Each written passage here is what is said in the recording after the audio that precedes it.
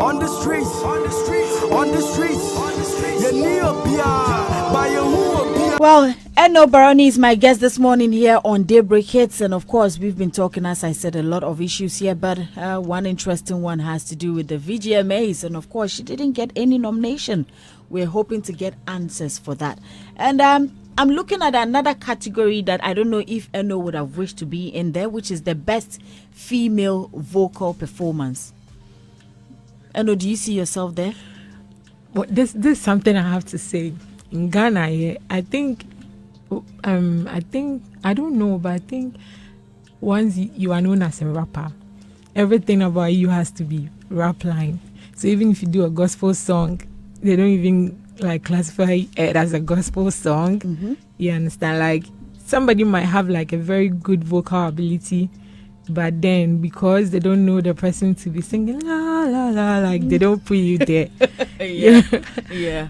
But I think it has to change, because if I'm a rapper and I do a song that has a very good vocal ability, it needs to be like be in that category. Yeah. I mean, last year I didn't have any song like that, but if I do anything that deserves to be there, it's not because of my personality, but it should be because of the song. Yeah. All right.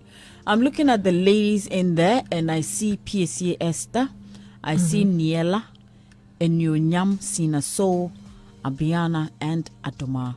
What do you make of these ladies? All of them are dope. Last year, I saw PSA Esther singing. So dope. I've seen Abiana sing. Last year, Niela, yeah, she performed. I think Joe Metal, right? Yes, Joe I Metal. know what Adoma can do. And who else? Sina Soul. Yo, what are you talking about? So everybody is dope in there. Yeah, they all deserve to win. They all deserve to win. Amazing. They're all amazing, and that's what we are all rooting for. I mean, I wish they will all be awarded, but it's a numbers thing. So somebody definitely needs to win, and another person needs to. You know, one person I find in that category quite interesting. Adoma. Why? You know, I love Adoma so much, but I think because she went so much into movies, I think for a minute she even thought of even quitting music, but she decided to come back. Okay. So I think she has a beautiful story to tell with the song she has released, and being part of the VGMAs goes on to tell you that she loved her movies, but she's been able to, do her thing and still get her music going on, and now being nominated here. Now, well, I think Robert Clark is on the line. That's the PRO of Charterhouse, of course. And as I said, this week was the week of anybody who get problem, who get issue, moku talk them out. Yeah. And I mean, Eno has raised something, and I believe that it's time for us to actually get that clarification from Robert Clark. Good morning, Robert. Good morning, Doreen. I hope you're doing well. I'm very well, thank you. I hope you're doing well. I am well. I am well. Is it still raining? Well, depending on where you are, yes. I'm in Kokomlemle. Anyway, Robert, of course, this morning my guest here is Eno Barony, and I mean, we've been asking ourselves a lot of questions. She in particular, and she's been waiting for an answer. And I thought that it's okay now that you have come in. It's okay to get these answers. Of course, she sent in some of her songs. They were not nominated, and she wanted to know why her songs couldn't make it for this year's awards. Well, we all know Eno is an incredible artist, and she's got it going.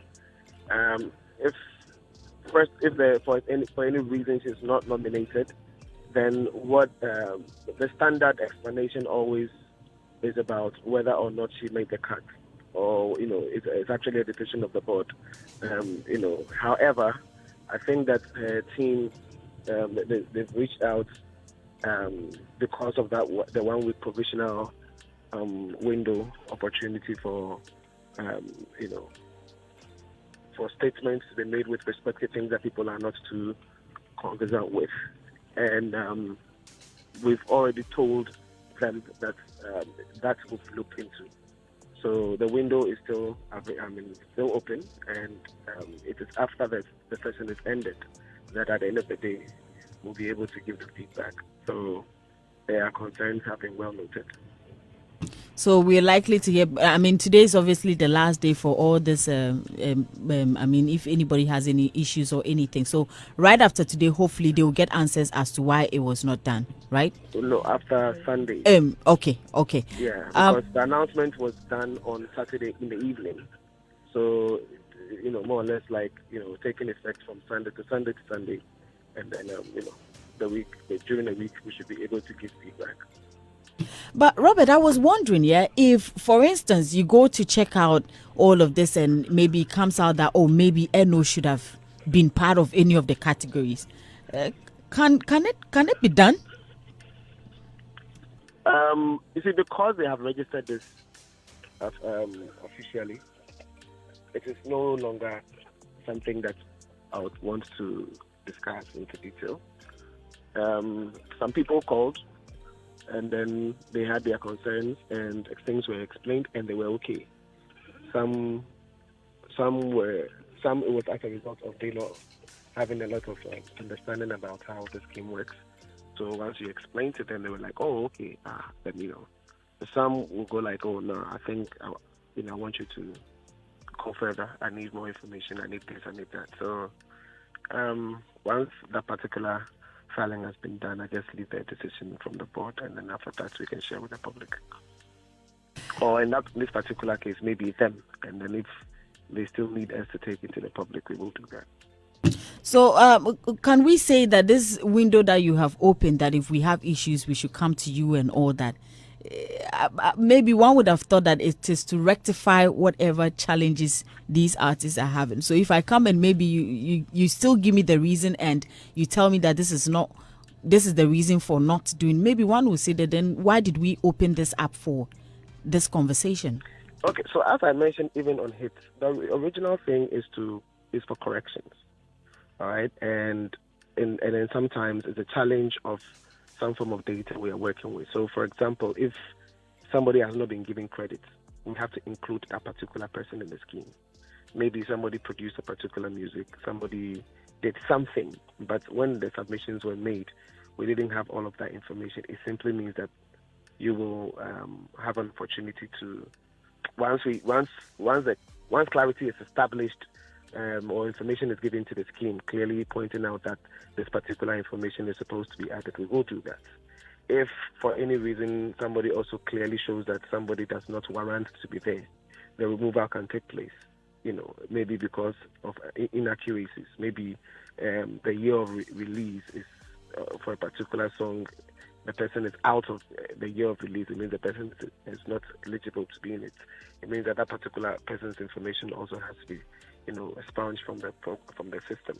So you can add and you can subtract. However, there seems to be people who are making submissions because they want to a relook, and because the provisional window has been created, even though it's purposely for these corrections and errors and stuff like that. Why should I prevent them from having their stuff looked at? I mean, we'll submit it, and if the board still says no, it's not part of it, then that's fine. But I don't want it to be like, because it wasn't originally stated for that, if submissions are coming a particular light, the listening ear shouldn't be given, if you understand what I'm saying. So that's the purpose. Okay. I was wondering, Eno, is there any question you'd like to ask Robert, considering what he's put out there? Okay. Eno says she doesn't. Ms. Batelli, do you have any question for Robert? I think the explanation is quite clear. So we'll wait, and then whatever answers or whatever reasons you have for Eno and her team, I'm sure we'll pick it from there. Thank you so much, Robert, for the clarification this morning here on Daybreak Hits. We really appreciate your time. Thank you very much. All right. Have a good day. Okay, so Robert Clark, of course, is the PRO for Chatterhouse and, of course, a spokesperson for the VGMAs. And we needed to clarify this since Eno brought it up that, listen, I've submitted my works. I just couldn't make it on the list. We have reached out, but we're yet to get answers. Well, Robert says that we should wait. Once the answers or whatever it is ready, he'll definitely reach out to the team and also let them know what is going on. Well, of course, Eno, my guest here. Eno, Yeah. we'll take it like that.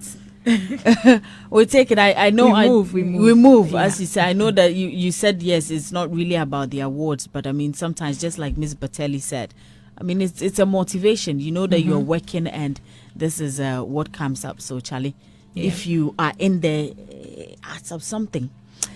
Well, Miss Batelli, do you have any questions for Eno before we move on?